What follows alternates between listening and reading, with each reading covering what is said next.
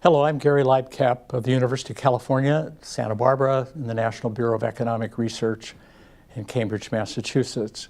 I want to talk about standard ways that we deal with environmental and natural resource problems through regulation and tax policies, and also subsidies if we want some particular environmental program to be advanced.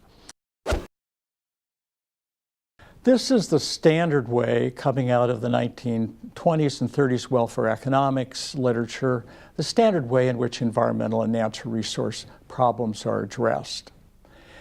In the case of too much use of a resource, too much air pollution, too much water pollution, we either regulate or far more rarely tax the polluters. Or in the case when we want something, we subsidize it. And so we see today the subsidization of many types of renewable fuels and renewable energy sources, wind and solar and so forth. The problem with all of these arrangements is that we have very little sense of whether or not we get the optimal amount of regulation or the optimal amount of subsidy or the optimal tax. All of these, as I'll describe in a moment, are determined in the political process. And unless there are competitive interest groups, it's unclear that the concerns of general citizens will be reflected in the policies. And agencies like this, bureaucratic agencies, because they have mandates to take action, and they have sources for increased budgets.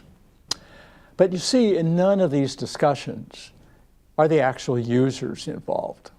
And the actual users have incentives, in many cases, to protect the resource or to respond, if only they could have some type of property right to the resource.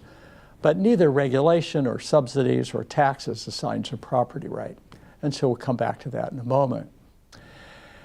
These regulations, or in some cases subsidies, also do not recognize local arrangements. In the case of fisheries, fishing communities have important incentives to protect the stock and to regulate fishing. In the case of water, communities have, especially in semi-arid regions, they have important reasons to regulate pumping and extraction of groundwater or to restrict the fouling of water through water pollution. When regulation appears, it often pushes these local arrangements aside. And since it doesn't reflect the interests or the costs of the individuals, users, in fact, all of these regulations and tax policies can be referred to as polluter pays policies. They want to raise the costs of individuals who are using the resources so that we get an amount of production that somehow seems to be closer to what is optimal. And so there is this break between the actual user and the regulator.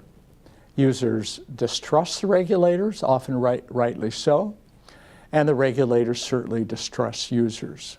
And you see this in many cases in battles between fishers and the regulatory agencies, for example.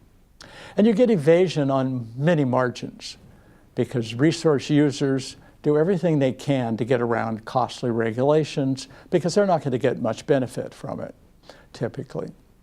And as a consequence, we end up oftentimes with very high measurement and enforcement costs. Neither the bureaucracy nor politicians has good information about the right amount of production or use or right amount of air pollution or water pollution, because there'll always be some air pollution, there'll always be some water pollution. And so what is the optimal amount? They're unlikely to have the right information, and so as a consequence, the regulation may be too restrictive and too costly. In none of this literature is any recognition of transactions costs, incorporating the costs that individuals face in responding to the regulation. And so let me give you some examples of just how costly these mandated or top-down regulations often are. Two cases, one from the US and one from Canada. One is the famous acid rain program that was put into place in the 1970s through the 1990s under the Clean Air Act in order to reduce sulfur dioxide primarily from electric power utilities. These utilities were required nationwide to all adopt and install scrubbers. These were very expensive, and many utilities did not release sulfur dioxide or released only small amounts, and yet they still had to adopt scrubbers. Whereas other utilities that released more sulfur dioxide had to adopt the same scrubbers.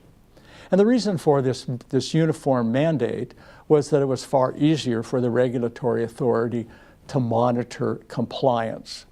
But it added huge costs because these scrubbers often fouled and had to be replaced. And the costs were estimated to be about $135 billion annually.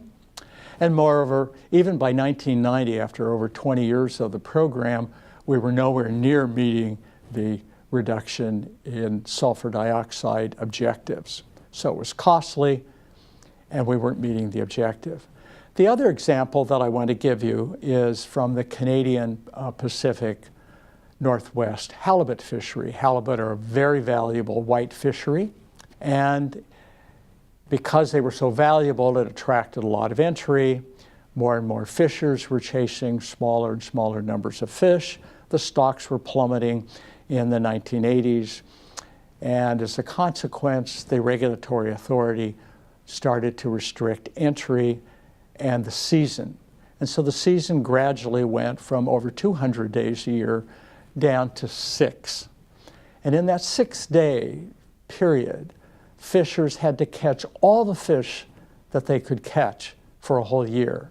And so they invested in enormous vessels, had large numbers of crew, and raced to catch fish in that short period. It was a very costly derby fishery, and moreover, all the halibut that were caught had to be frozen and then shipped as a lower valued product year-round.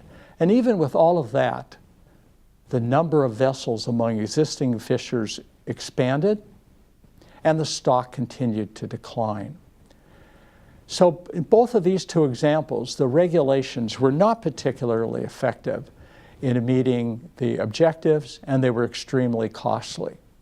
And so why were these adopted? And as I mentioned, because politicians and agency officials, one, do not have good information, and two, they're responding generally to interest group lobbying. Now, if there are many interest groups, and some of which are reflecting the broad concerns of society, then it's quite possible that the right amount of regulation or subsidy will be put into place. But if the interest groups are more narrowly focused on particular self-interested constituencies, then we're likely to have too many subsidies and too much regulation. We'll never know what is the optimal, because the political agenda will be driven by the interests of these parties. And there's no good remedy for that. Moreover, in the case of the agency, as I mentioned before, agencies like to regulate. It gives them something to do. It gives them justification for budgets. And so you have this sort of iron triangle of the agency, politicians, and specific interest groups that can lead to costly regulation and subsidies. And in the case, for example, of renewable fuel subsidies and subsidies for solar and wind power, we have no idea whether the vast amounts of money are the right amounts.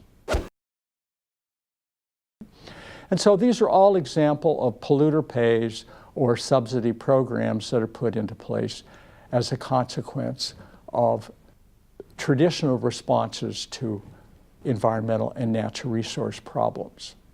And so there are opportunities for economists concerned about institutions and the way in which we design regulations so that it better captures the incentives of the parties. And so it isn't the case where it's the parties against the state, which is the standard way that the current regulation of environmental resource problems unfolds today.